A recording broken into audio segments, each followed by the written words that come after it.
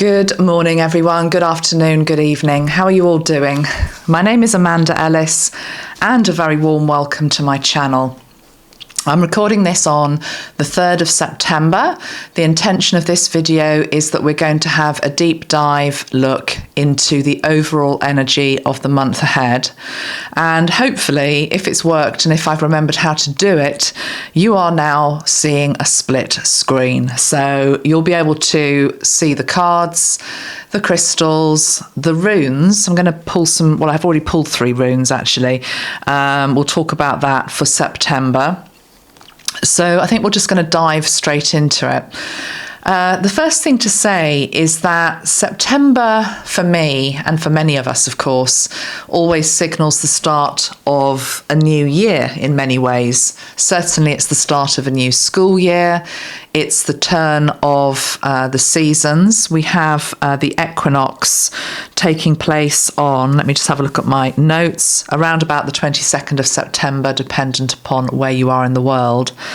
As I say, I'm recording this on the new moon in Virgo day, but the thing that particularly interests me for this month energetically is the move back temporarily and finally into Pluto in Capricorn. So we've been in Pluto in Aquarius for most of this year. I've done a video on that, and we always knew we were going to have this period, which we're just entered now, runs up until about the 19th of September, where we have one final look, one final venture, one final chapter of Pluto in Capricorn. And I'm sure you know, if you've watched other videos on this subject, it's the last time that Pluto will be in Capricorn in our lifetime and in our children's lifetime. So it's a pretty big deal. Anybody that knows anything about the planets and astrology knows that Pluto and Capricorn are pretty strong energies. Put them together and you've got double strength. So I'm hearing quite a few different things. I'm going to pull cards on this and also, as I say, look at the runes. But a few things really in terms of what Spirit are giving me. I'm hearing the last exhale. Okay, so the last exhale, the final release, very much a period of letting go. And I think we're in for quite a ride, to be perfectly honest, between now and November the 19th. So we'll have a look at how this last chapter opens up, which is September. And I think I'm just going to, as I say, dive straight into it. So just looking down at my notes as well, what else is going on this month? There's also a partial lunar eclipse on September the 17th or around then, where we also have a full moon in Pisces. So what I've done today, and it's a little bit unusual because I don't normally do this, is I've had some runes for a number of years. Now, I'm not an expert rune reader by any stretch of the imagination. I'm just not, okay? So I'm going to say that at the outset. Many of you that work with runes will know much more than I do. But I feel as though I know enough in terms of being able to read these 3. I picked them out of my trusty bag here off camera, and I needed to do that because I actually had to go away and then look up what they meant.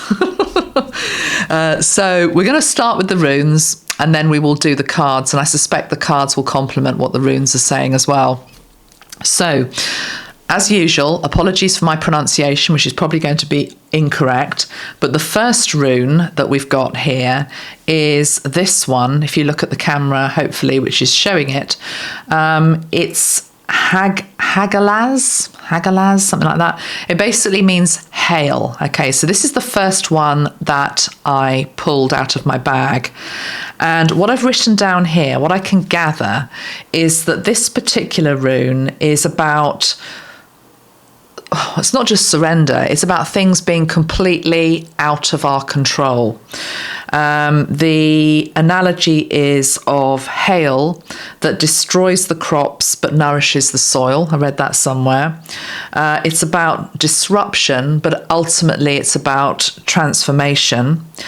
It's about setbacks, which are brought in via this sort of uncontrollable force, powerful force, which to me just feels as though it's bringing a full stop to something. It seems to be very linked in also to karmic debts being paid.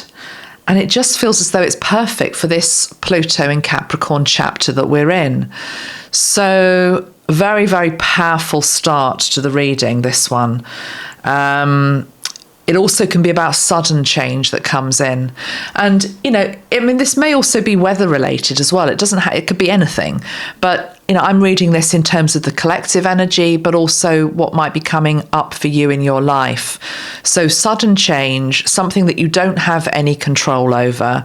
Metatron's now showing me the analogy of being on horseback and trying to ride a horse, but the reins being let go of, you know, so you are just taken wherever that horse wishes to take you, and where it wills to either stop or throw you off or deposit you gently down onto the ground. It's that type of energy. So that's the first one that we've got. The second rune is this one, which is called Ures. You see that one, Ures? Now, from what I can understand, this seems to be very linked into, I want to place it actually with an archangel, which is Uriel, Archangel Uriel. And that's because it's often linked into the energy of lightning, power, strength, force. So you can see when you've got these two runes together, it's as though they are amplifying this very strong undercurrent. I'm now being shown an undercurrent, like within the sea, that if we don't know how to either navigate it or not go in the water in the first place, can pull us under. This rune, Ures, is linked into the thunder god Thor. It is about, again, this wild, untamed energy, but also huge potential as well coming in off all of this. Ultimately, these two together are about transformation and regeneration, but they come in a very forceful way. Okay, in a very forceful way. And I just feel as though they sum up this Pluto in Capricorn energy very, very well. Now, the third rune, you'll be glad to hear, is a lot lighter. Thank God for that, hey? And it is called, let me just get my notes, Wunjo.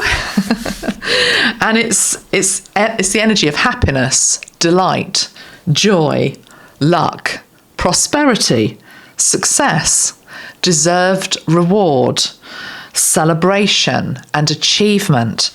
So let's just put my book away now. Can you see that together they very much tell a story? I don't think this is just September, but it definitely feels as though September brings the first course, as it were, to all of this rapid acceleration and change. So back to Pluto in Capricorn. It's as though we've been holding on and holding on and holding on. And there comes a point where we just have to let go. So prepare for sudden, unexpected events, changes. This also doesn't have to be external. It can very much be internal. So I'm being shown the energy of sudden change of mind. It's okay, and you are allowed to change your mind, to completely have a reversal of something that you'd maybe closed a door on that actually is now right. It can work in so many different ways. But more than anything, it's about the unexpected. And sudden arrivals as well, sudden arrivals. So I have been teaching this for quite a few months now, the fact that we have to remain very open-minded. We have to be in the flow. And if we are stuck and rigid with regards to our beliefs, our opinions, what we think should happen, we're going to find it pretty difficult for the rest of this year. So the wise amongst us know that, have to come to a peace with the fact that we don't know it all. We're not meant to know it all. And it's about how we respond, how we react to these unexpected energies, events, happenings, change of opinion, etc., within ourself and within the world. So reversal of fortune I'm hearing as well, coming in as well, which could be good, could be bad. I don't know. So I'm going to pull some cards now, and let's just see where else we can go with this. Now, I've got a couple of new decks that I'd like to play with today, and I'm going to start with one of them. This is one that I picked up when I went to the Stones in Avebury recently, which was a lovely experience. And this deck is the Shamans Dream Oracle. It's one of Colette Reid's decks, and Alberto Villoldo. So, first time to use this in a reading, but it has been well shuffled. Let's see what we get. And I'm going to start with 4 cards. And I'm going to ask for overall energies for September. I'm now being drawn to December as well. So I'm talking about September to November the 19th. But I'm now also it's like the corridor is being stretched to December. But let's just try to keep it in manageable chunks, please, Spirit. So let's concentrate on just September. Okay, 4 cards for September for the people watching. What can we expect? So the first card we've got is Moon Maiden, New Beginnings. In fact, let me just stop at that before we go on. Moon Maiden, New Beginnings. This is the new moon in Virgo. Okay, so Virgo often associated with the maiden, with virtue, and here we've got the Moon Maiden, New Beginnings. So it feels as though the month starts quite quietly, quite gently. But there might be a degree of lulling us into a false sense of complacency, and that would be a mistake. So I'm not trying to get us to be on a heightened state of alert, but it's a bit like the dog that goes to sleep, but the dog always has almost got one eye sort of half open. It knows what's going on around it, even though it's sleeping. That's the best way to be as we journey through September, certainly at the start. So as much as we can to try to relax, breathe, go with the flow, reflect, live, structure, walk the talk, all the things we try to do, respond from a place of love as we do. But there's definitely this thing of the sleeping dog, okay? It's just like it's always a degree of needing to be alert to things that could arise at any one moment. So the Moon Maiden, New Beginnings, also feels as though with this new moon, and even if you're watching this after the new moon, because I'm recording this quite late in the day on the 3rd, so many of you will be watching this after the new moon in Virgo, but remember its influence lasts for a few days. So definitely an energy of thinking about what area of your life you would like there to be a new beginning in, or what aspect of yourself you would like to bring a freshness to, a rebirth to. And that's going to be very individual for you, but definitely thinking about where new beginnings are needed in your life, okay? Right, let's move on. Let's have 3 other cards. So that one's just flown out. And we've got a tidy house, clarity and organisation. I like that very much, actually. There's that thing, isn't there, about a tidy house, a tidy mind. I personally can't work in clutter. I find it very, very difficult to do that. And I think that's a good thing, actually. And that's a very Virgo trait as well, for everything just to be so and tidy. But we're being asked to get our house in order, because if the house is not in order, then we don't have the clarity and we can't organise whatever we need to organise going forward. So we've got a tidy house for the new beginning. It's a bit like I'm being shown now when a new baby arrives, and you prepare the house, you build the nest. Gosh, I remember a few weeks before I gave birth to my first child, and I can't remember what it's called. There's something that you just go a bit weird at those last couple of weeks where it's all about the nest has to be perfect. And I remember hanging out of the second floor window trying to clean the outside of the windows. And John was just horrified because he was like, what the hell are you doing? But it was just this thing that everything had to be spick and span for the new baby that was about to arrive in the cot, in that room. Everything had to be just so. Now, it doesn't necessarily mean a baby, of course, for all of us, but there is something new that wants to come in. And we have to be ready for it. But again, there's that degree of surprise, because going back to these runes at the start, if we use the analogy of a baby, it's like you don't know what type of baby you're going to get. You don't know whether it's going to be a willful child, whether it's going to be a very good, demure child, or whatever it is. And that's very true about parenthood. You don't really know what you're going to get until the baby arrives, and you can parent in exactly the same way. And any mother or father will tell you this, that you can parent in the same way, they can be brought up in the same house, but you can have chalk and cheese with regards to sons, daughters, or etc. Because that's the way it's meant to be. So anyway, Tidy House is the second card. Let's pull two more that go with these. I think I'll pull one that goes underneath Tidy House. So what goes with the Tidy House? The Vanishing Mirror, Ego Sublimation. Right, I think I might have to... That's an interesting card. I'm going to take that one as well. Card 36, Lost in Space, Needing Direction. Let's come back to the Mirror card. This one about lost in space, needing direction. I'm straight away reminded of those two astronauts that are marooned in space at the moment, and I believe that they were meant to be up there for 8 days, and there's been a delay, there's been a problem, and it's now said that they're not going to be back until early 2025 at the earliest, and that assumes, of course, that a rescue mission is successful and is able to get them. But effectively, we have actually got two citizens of humanity, not quite lost in space because we do know where they are, but they are just there, not able to come back home yet, needing direction. There's something here about, that might not be us, of course, but there's a degree whereby, like them, they're waiting for somebody else to help them home.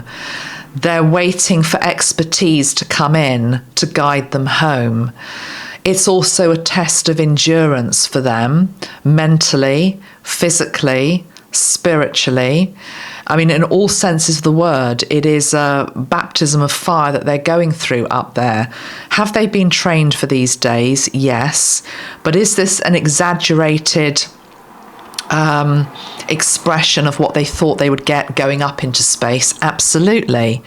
And I feel as though there's something here which is like an analogy for the rest of us, that we might feel lost, we might feel abandoned, we might feel as though we are away from where we feel as though we would be safe or what we know, and we're just waiting for some sort of sign or something to complete or something to happen or somebody to say something or some invitation, and then we will be back, as it were, or on to the next adventure. So it's this sort of energy of limbo, really, coming in with this energy of lost in space, needing direction. I also think that's very much humanity as well, being lost at the moment, humanity being lost.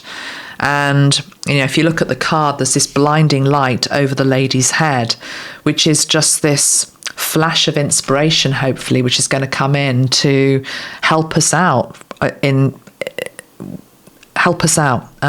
what I want to say. Right, this card here I am a little bit confused about, so I'm going to go to the book and see what it says. It's card number 58, and it's the Vanishing Mirror, and it's to do with ego. So card number 58, let's see what we get. I have seen this card a few times when I've been shuffling as well, so I do feel it's very, very relevant, whatever it's about. It's to do with letting go of self-centeredness, becoming a vessel of possibility. So back to the runes, can you see how that fits really beautifully?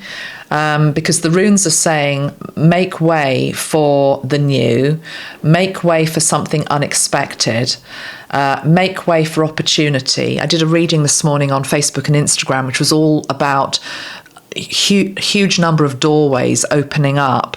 And again, just to be open, we don't know what's on the other side of it.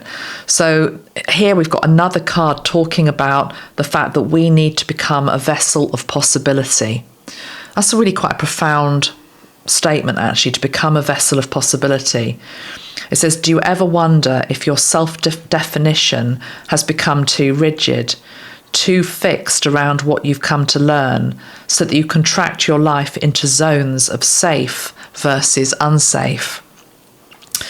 This here is okay, but over there, well, that might be too risky.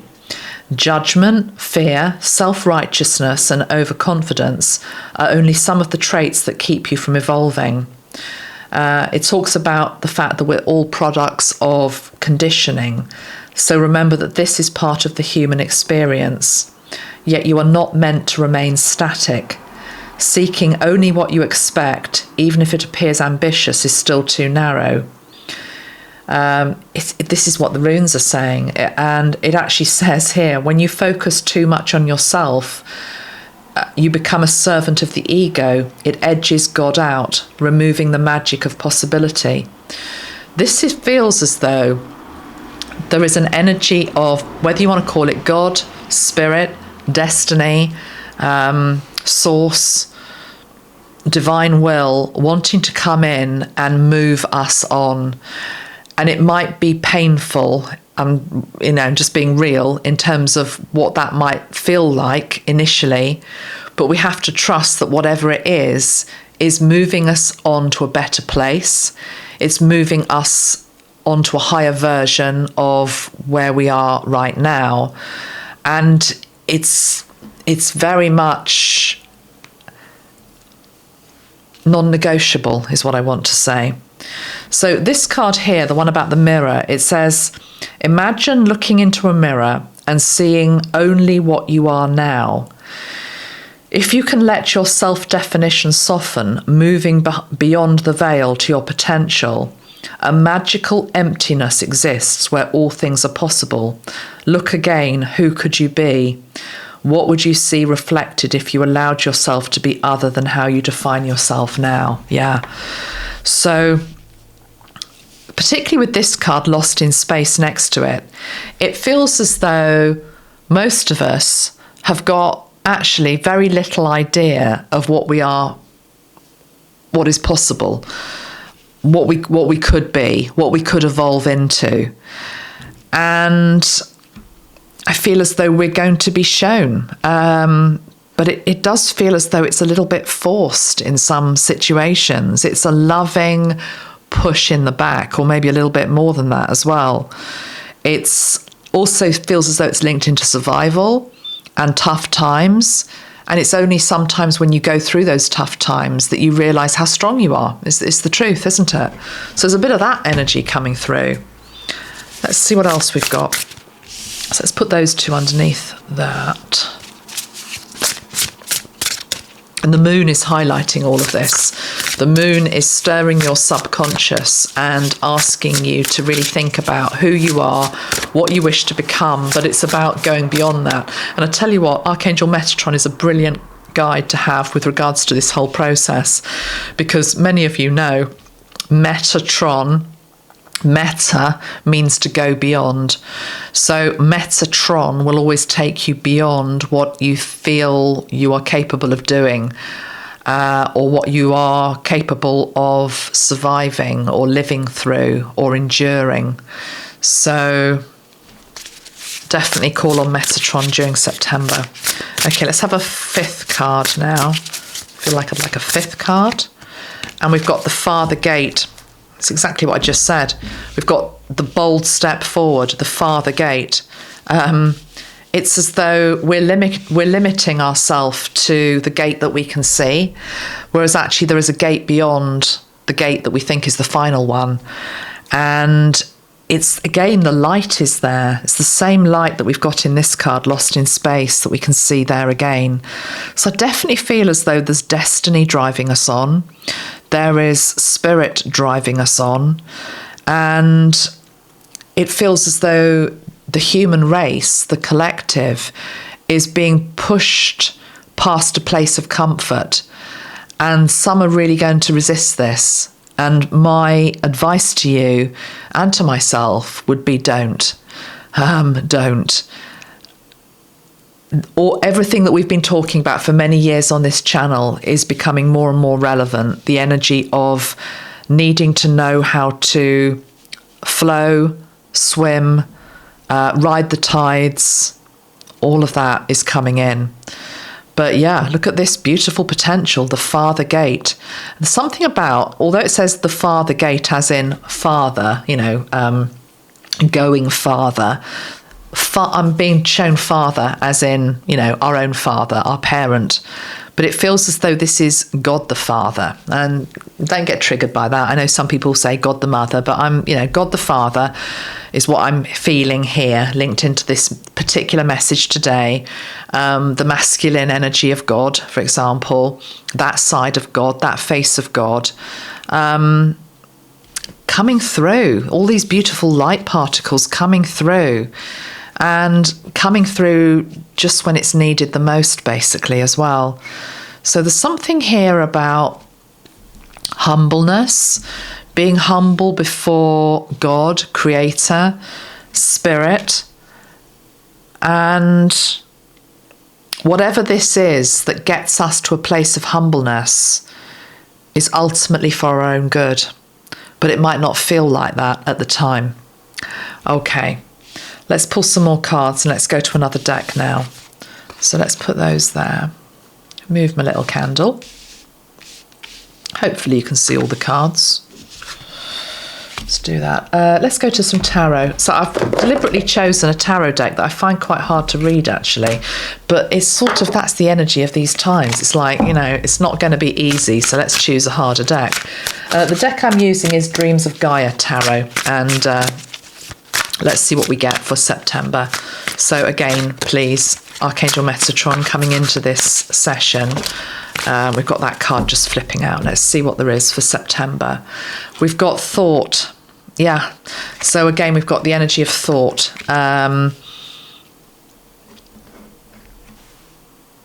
Look at that. We've got two cards which are about the Maiden. We've got the Maiden. We've got the Moon Maiden and we've got the Maiden. Maybe that's why I needed to use this deck, because the Maiden would be the Empress, is that right? Can't remember off the top of my head. The Empress or the High Priestess, anyway. One of the feminine archetypes in the tarot. But in this deck, it's called the Maiden. So, double Maiden energy. How interesting is that? So, huge influx of divine feminine energy coming in. I feel as though the mother energy, the mother wound, mothering, the female essence is coming up this September. I mean, it is a very Virgo type energy, the feminine energy. What else am I getting though? Let's just have a look at this card. Where's my book? This card often comes up when I use this deck, but I know it's got a really good passage in here that I've read many times, but let's just have a look, because I haven't used it for a little while. Here we go. This is the card of, no, one more. Thought. There's pages of notes here, so I'm not going to read all of this. Let's see what the relevant bits are. The thought card in the future position has a simple message. Sometimes the best way to achieve the future outcome that you desire is not to think about it, unless it is necessary. Less is sometimes more. Try not to ponder and speculate at this time.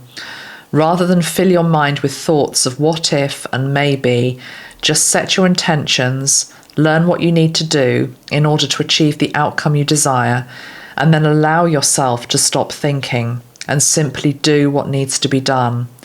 When what needs to be done has been done, step back and focus your thoughts on something else, like having fun. The thought card in the future says, you do not need to think so much, just let it be. And I'm wanting to put the thought card into the future because I'm reading this for the whole of September, okay, and beyond.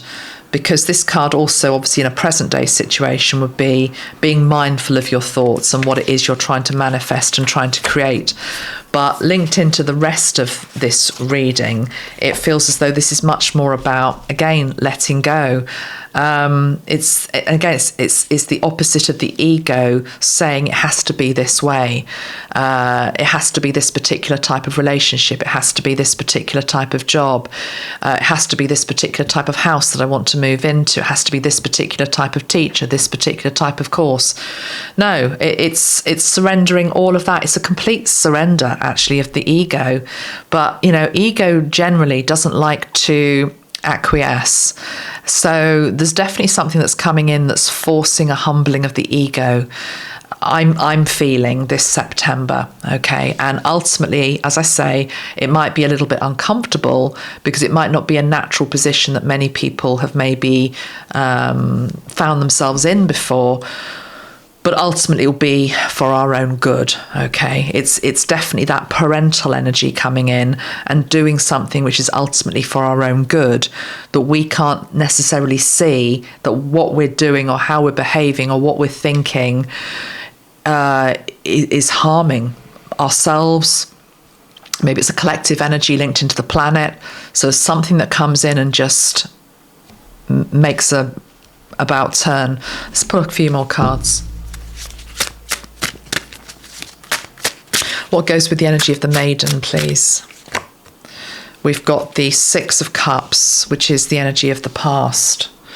But very beautiful in this deck. I like the representation of that. Six of Cups. And it feels as though she's offering something from the past as a gift from the past, wanting to come back. Let me just double check that is water. Yeah, it is water. Yeah, Six of Cups, okay. Something from the past wanting to come back. Right.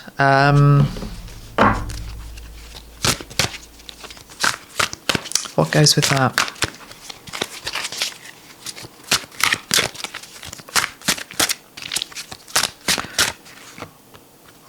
Oh, God. Would be, wouldn't it? Yeah, okay. I mean, it's a great deck, this. I forgot how good this deck was. I haven't used it for a while. Okay, we've got this one, which is the Two of... What is that? That is the Two of Air? Two of Swords. Okay, Two of Swords, Crossroads, Choice Point Times. Look at it. It's somebody who is half in light, half in shadow. This feels, again, Pluto in Capricorn, last gasps. What is it that needs to be balanced? There's actually some scales on this card, which you can hardly see, but the scales, what needs to be balanced? The deeds you've done that are good, the thoughts you've done that are good and helpful and supportive, and then the other side that maybe has been more destructive. So there is a balancing out of deeds from the past before the Maiden, which is you, can embark on this new journey, which will be taking shape towards the end of this year, but definitely going into next year as well. Yeah. I really think that card is powerful, that Two of Swords. I also am just drawn to it because, let me just put it up to the camera so you can see that. Can you see that? It feels very much like the warrior. It's like a warrior angel or a spiritual warrior, however you want to interpret it, galactic warrior. But it's as though it's a more realistic look at that we are not all light and we are not all dark. We have a bit of both within us. And it's the thing about the two wolves and which one do you feed? Because actually some of these more shadowy energies, if we integrate them properly and if we learn how to use them effectively, can actually serve the light. So, for example, what do I mean by that? anger might be one. You know, if you learn how to channel your anger in a constructive way, not in a harmful way to anybody else or yourself, it can actually be a source of raw fuel, very primal energy that can motivate, that can, you know, if you can channel it in some way, whether it be sport, whatever it is, or using it to bring about change, or become an advocate for something, it can serve this other part. Okay, right, let's keep layering the cards. I'm going to use all the ones that I've got here on my desk. Also wanted to pull this deck in. This is the Wisdom of the House of the Night. So for September, please, let's have a look at September's energies.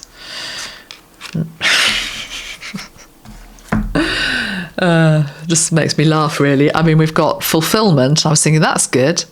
And then it says complicated. So we've got fulfillment, but it's complicated.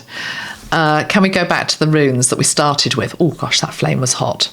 Symbolism there about getting burnt, getting too close.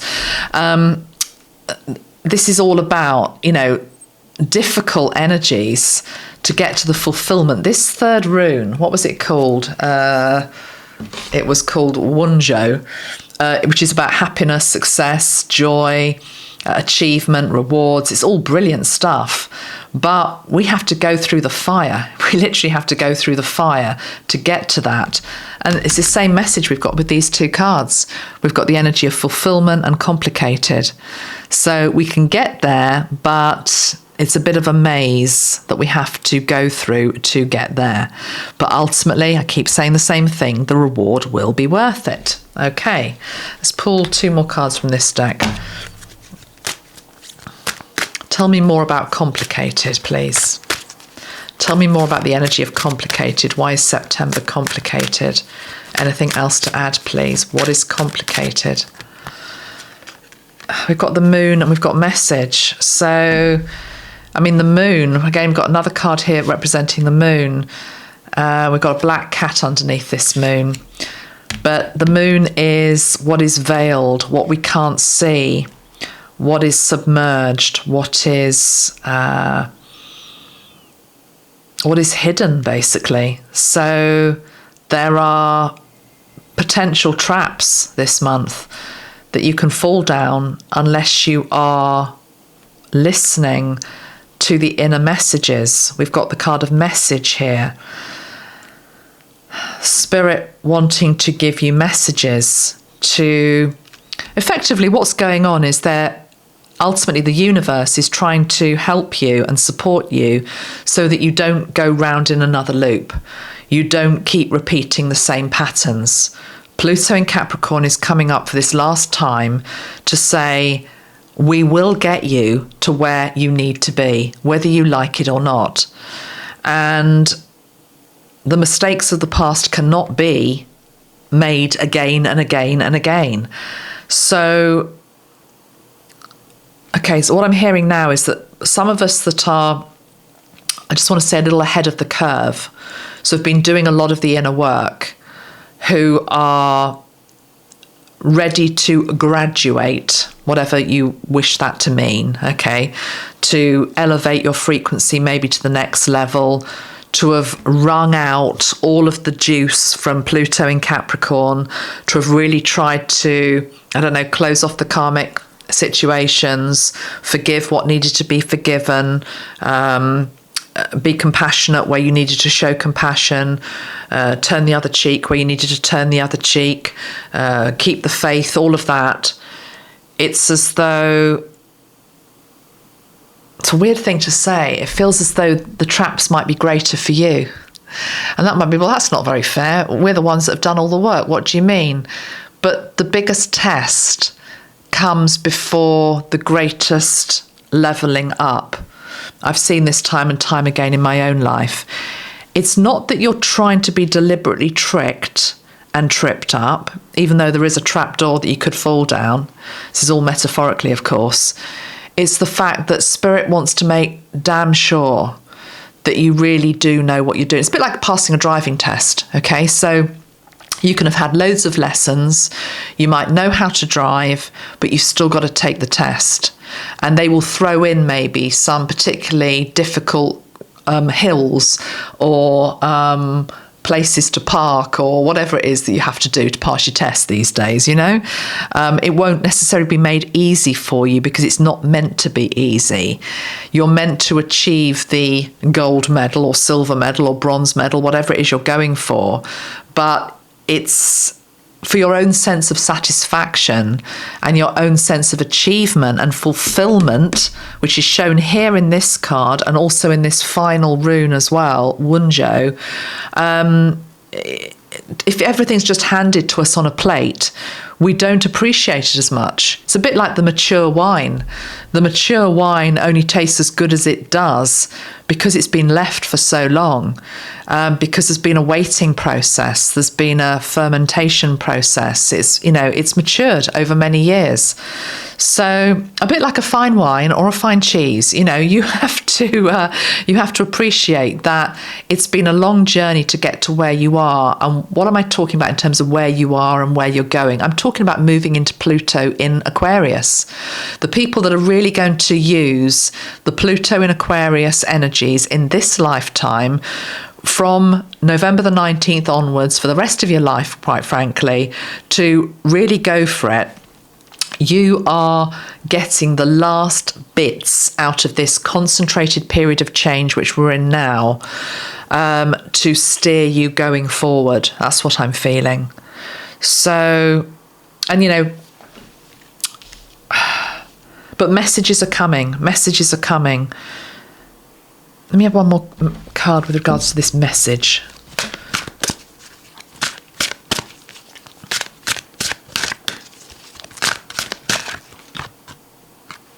Four of Earth, holding on. And on this card, this person has actually got a wound. There's a blood wound there. Holding on, even though I'm wounded, but I still want to maintain my current position. I still want to, because I've accrued stuff. It's this energy of stubbornly holding on because I don't want to try something new because I'm successful in what I'm doing here, or I'm popular with what I'm doing here, or I'm safe here. I've built up material possessions here. And the energy coming in is that's all well and good, but what about this opportunity here? What about that doorway there? And, you're reminded of the fact that life is meant to be a bit of an adventure, and we are, this is interesting. I'm hearing, of course, we are water beings, which we are. We're 70% or whatever the percentage is made up of water. So we are meant to flow through life. We are born from water, some of us born into water itself. We are baptized, for example, in water. Water is all around us, it's within our body. We can't live without us. We can't get too stuck. So if you are really stuck, you might be in for a bit of a surprise in the next few months. Make no mistake about that. And it definitely feels as though this is also in terms of the world. So, something else going on with this moon that I haven't quite got to grips with. So something else here with the moon energy. And it feels it's linked into just the energy with the weather or just the atmosphere. The moon. That is the Four of Air. Interesting card. Four of Air. Which would normally be, it is the Four of Swords, which normally is a card of like lull before the storm, resting, sleeping, recuperating. But with this card, he looks a bit like a mad scientist. But it's more than that. He's got wings. It's very Metatronic. He's got the clock. There's lots of ideas going off. The third eye is stimulated. There is light codes here. It's like divine blueprint energy.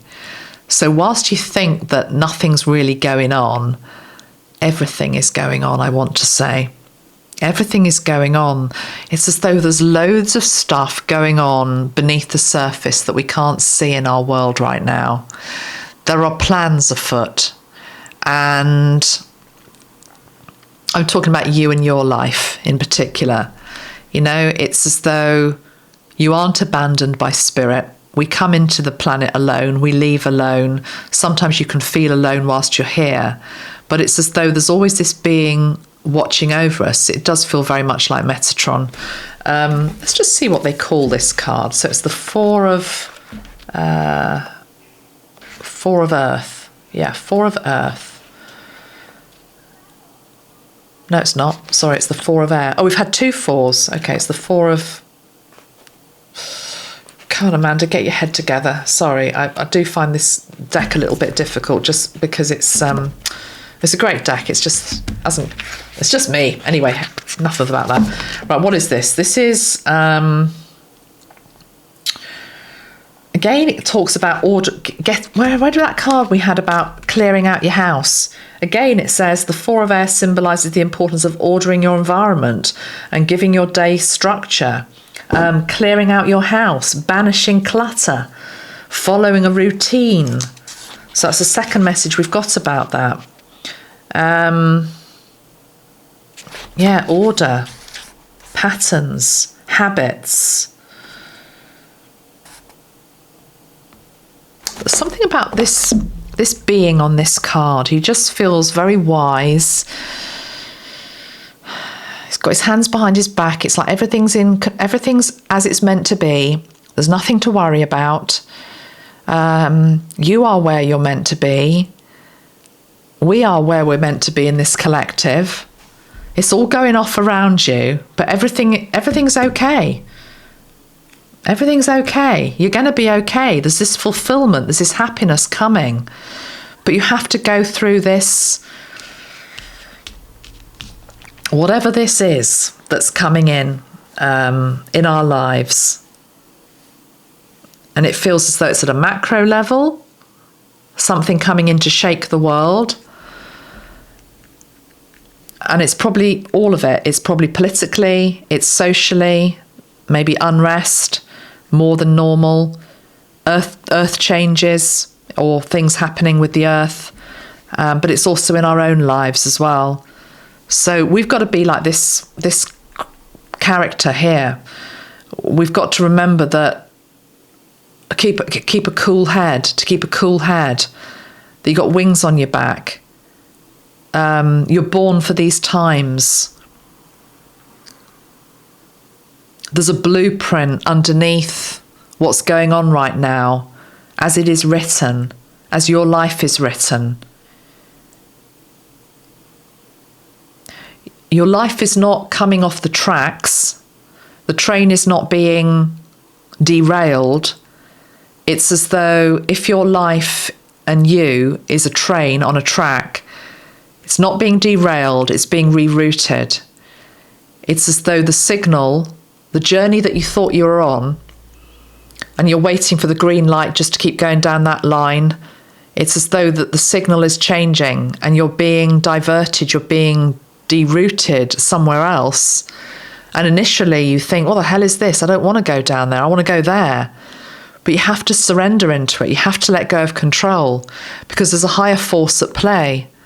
And your higher self and your soul has already agreed to any new routes that are about to happen in your life. It's pre-agreed. It's pre-agreed at collective level and it's pre-agreed at micro level. Yeah. I feel like I want another couple of these initial cards that we used. Everyone following? My candle's good. It says, calm me. Calm me. You just got to stay calm. Cool-headed. It'll all be fine. Surrender. What do I say? I've already said it. Surrender. We've got the wailing tree, reconciliations as well. And we've got adaptability. Yeah. They make sense. What's this wailing tree all about? Let's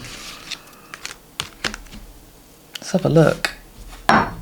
Card number 59, wailing tree. It's about grief and mourning, a time of necessary losses and reconciliations. When you encounter the wailing tree on your path, it's an invitation to stay a while and regroup, a place for you to rest and allow yourself to say goodbye to what no longer serves. Yeah, I mean, this is physical loss. This is people maybe leaving our life. There is a mass exit of souls at this time, which we've talked about before on this channel. And nothing is lost, everything is gained, because this isn't the end of life. When we pass over, we just move on to the next dimension and realm. But there is a loss for the people that are left behind. And maybe, you know, unfortunately for some, it might be at the end they regret things they haven't done or didn't have time to do. So it's okay to also honour those feelings as well. But yeah, this is grief and loss.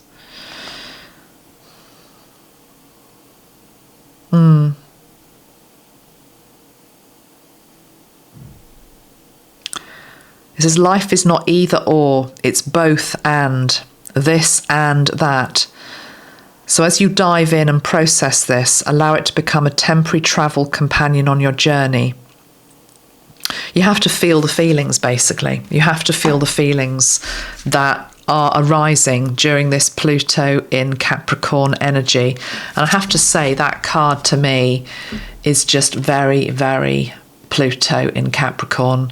It feels as though the tree is actually on fire. And that tree, you could say it's the tree of life. It's the tree that we came down. And it's as though, you know, it feels as though everything is ending or leaving, but it's not. It's just reforming, it's restructuring from the fire, or putting it in a slightly more gentle way, from autumn and all the leaves falling, the tree comes back to life because the roots are strong underneath it. But we can't escape this sense of loss, of what has gone.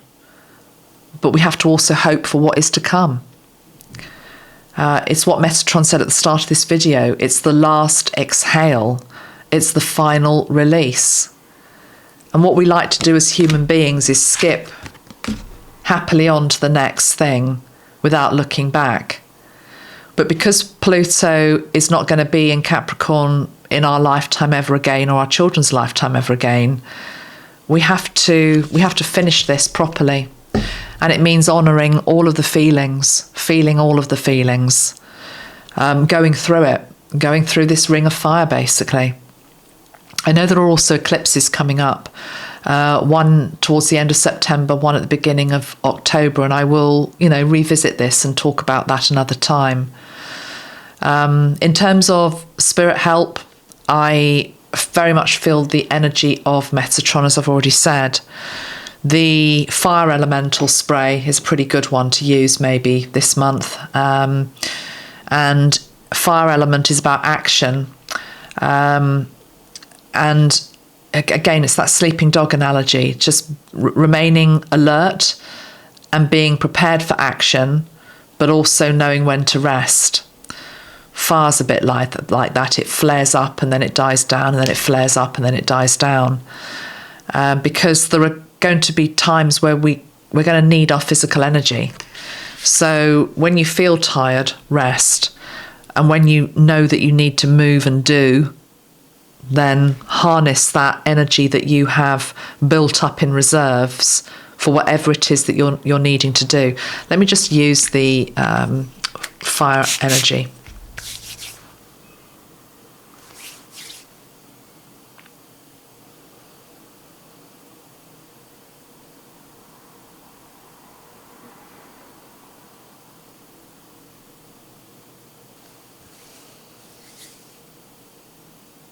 I'm just seeing the energy of the fire shooting up the tree, really, and the embers in the sky.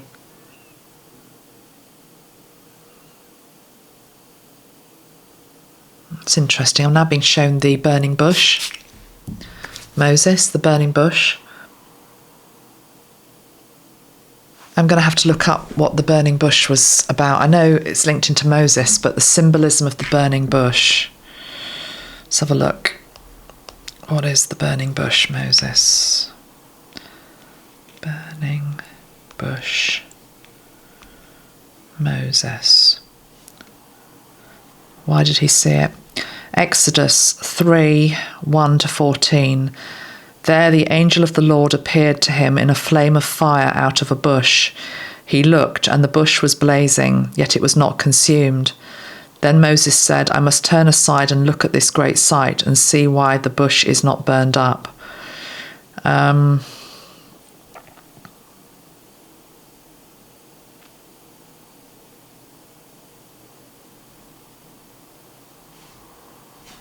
Just go a bit further on.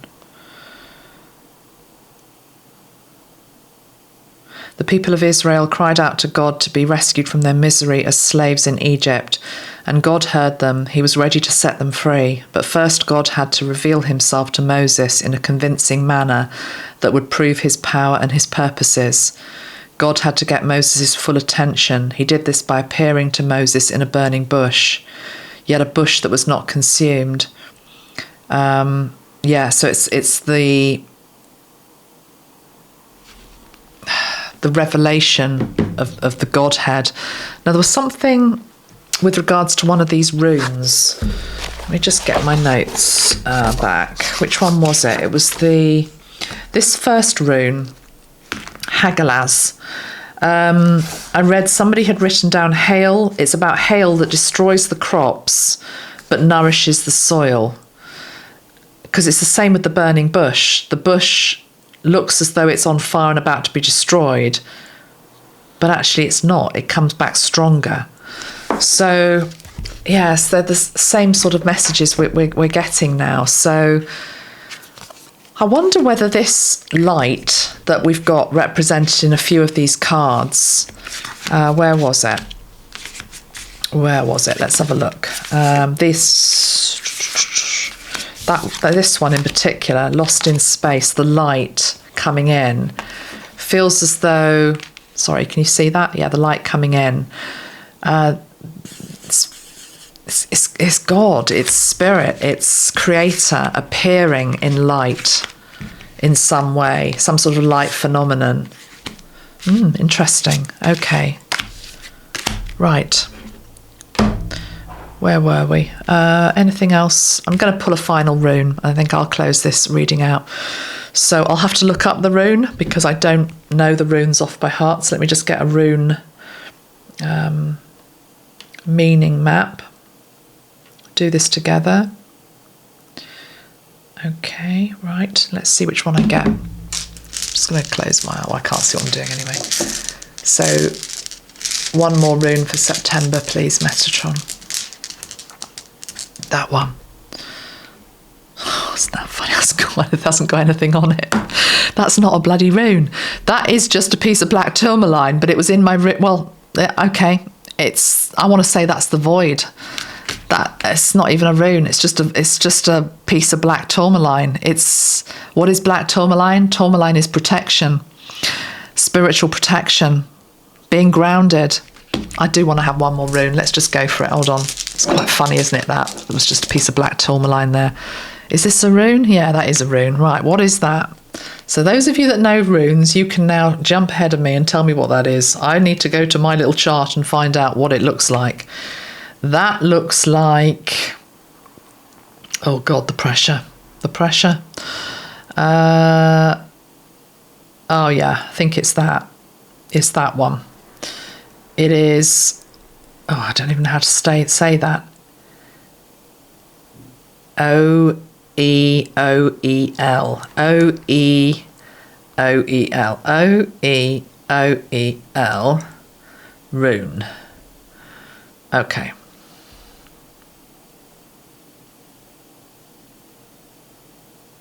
Right.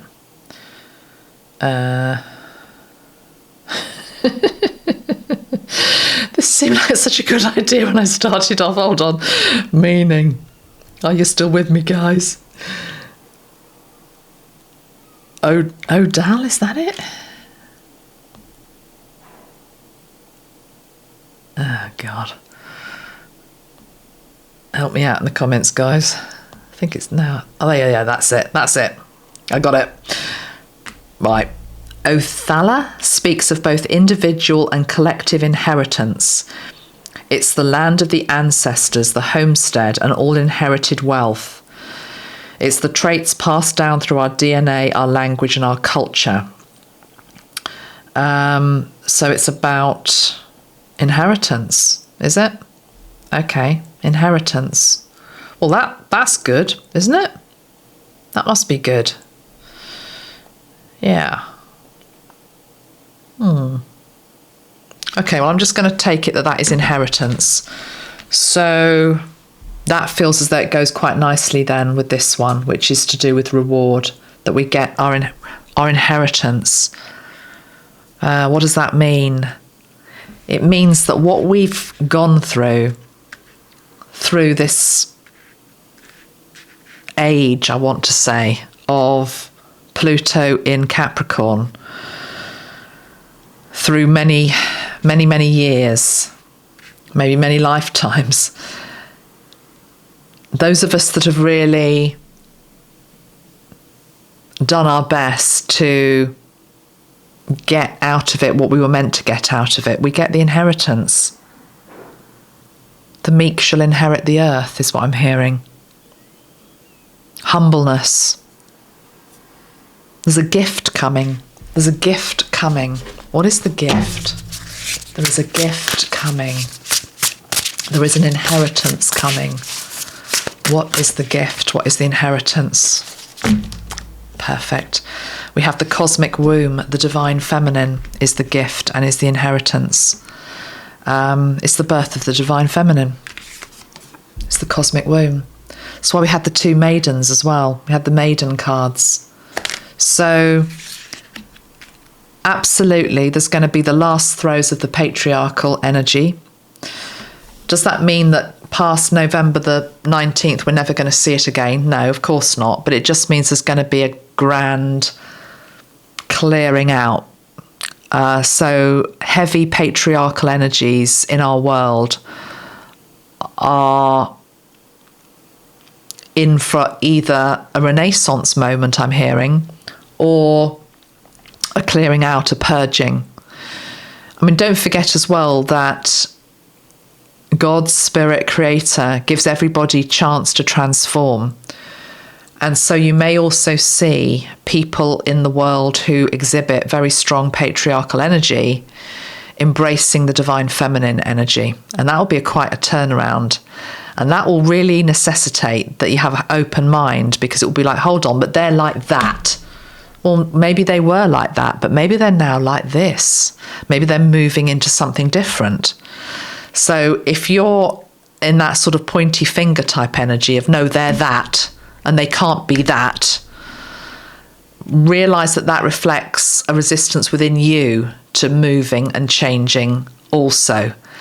Yeah? So it's going to be quite the dance, actually. So this movement of the divine feminine within the world is going to affect everybody. Some will reject it outright, and that type of energy will, when I say die off, I don't mean instantly, but, it's a dying off process. But others will open it because, put it this way, the survival mechanism within all beings is actually very strong. And when you know that the game is up, basically, and that the only way forward is to change and adapt and enter this energy, the cosmic womb energy, to rebirth into this, to become this, or else it's death, effectively. It's like an existential death. Then most choose life. They choose to change. those that can choose to change. If it's part of their soul contract, of course, to change as well. The other archangel I've got here, I don't know whether I just nudged him by accident, but Archangel Uriel I feel is very relevant for September. Uriel links into these first two runes energies, this primal, transformative, pushing, nudging, forcing, wild energy, you know, anything can happen type energy. And Uriel is always the archangel that helps us with that. Also reminds us of our own soul contracts. But let me just spray the Uriel and see what wants to come through. Archangel Uriel. That smells really good, actually. I think it might have got something like cinnamon in it or something. It smells slightly spicy.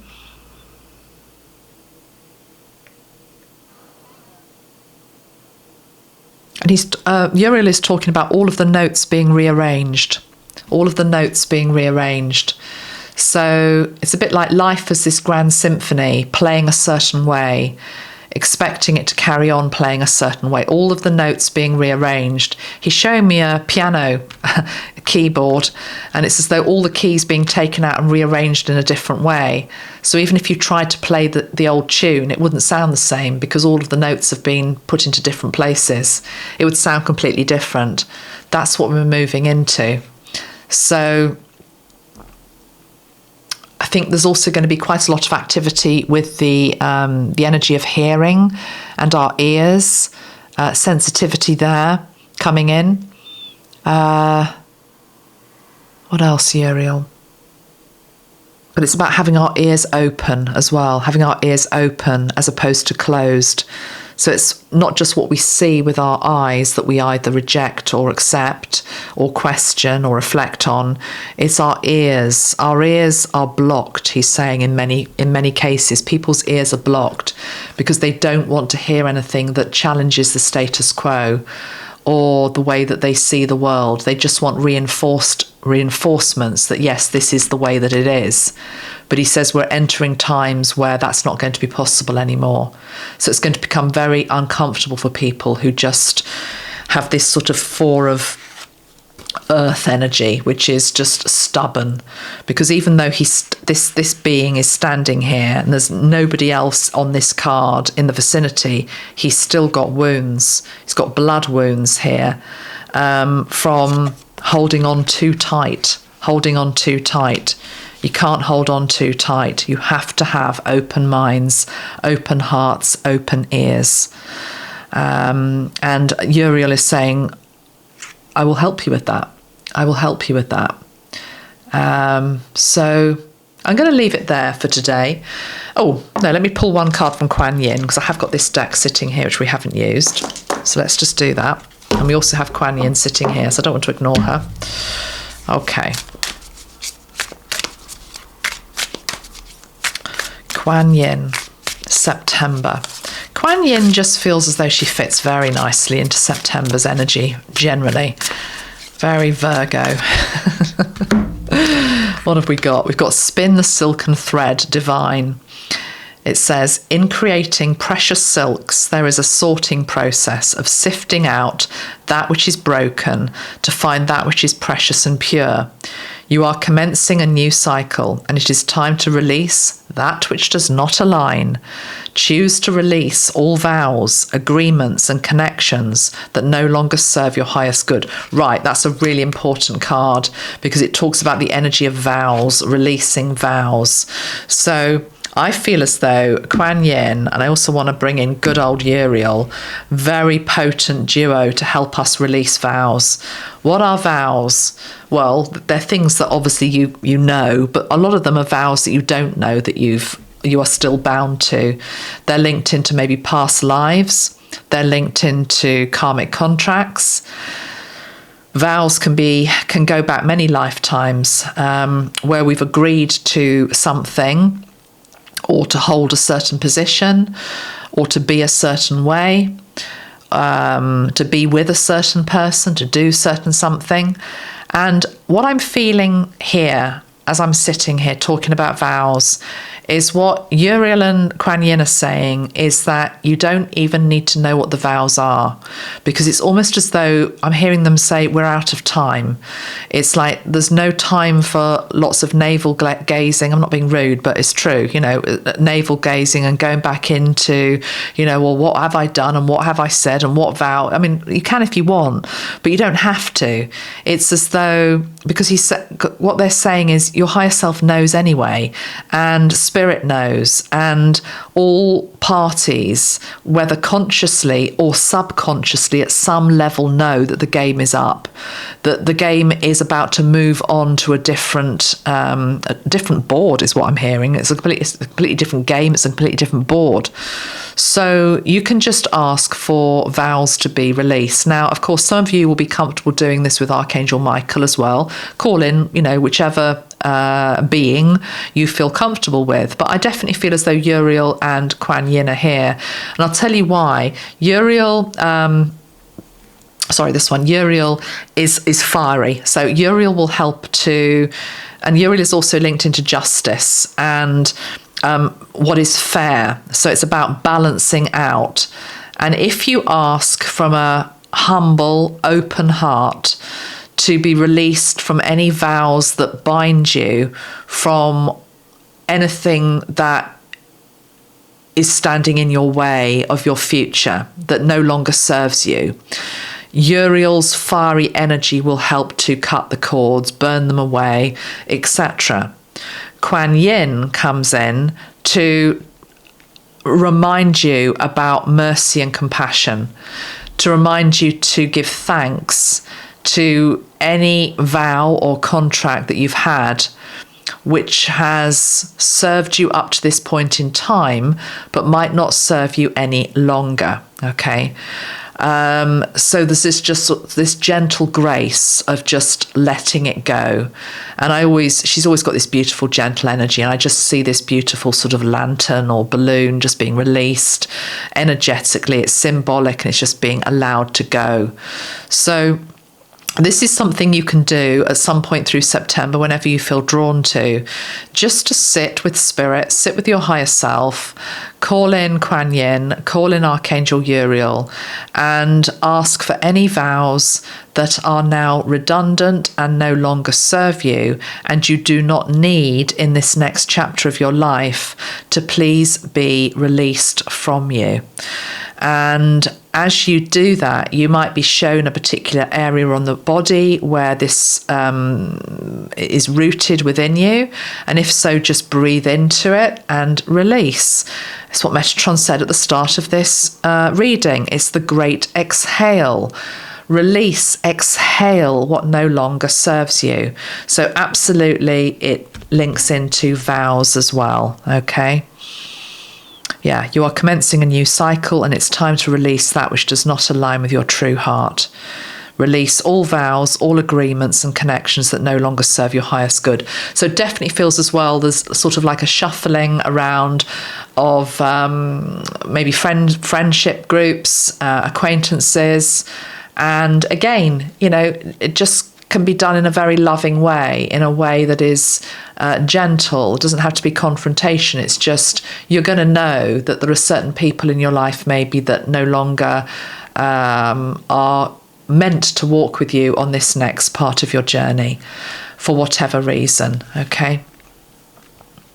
Yes, so I think that is all I want to say today, and I will be back very soon, and I will look at other energies as they come in. And I thank you very much for all of your support on this channel. So thank you very much, everybody. Lots of love. Bye-bye for now. Bye.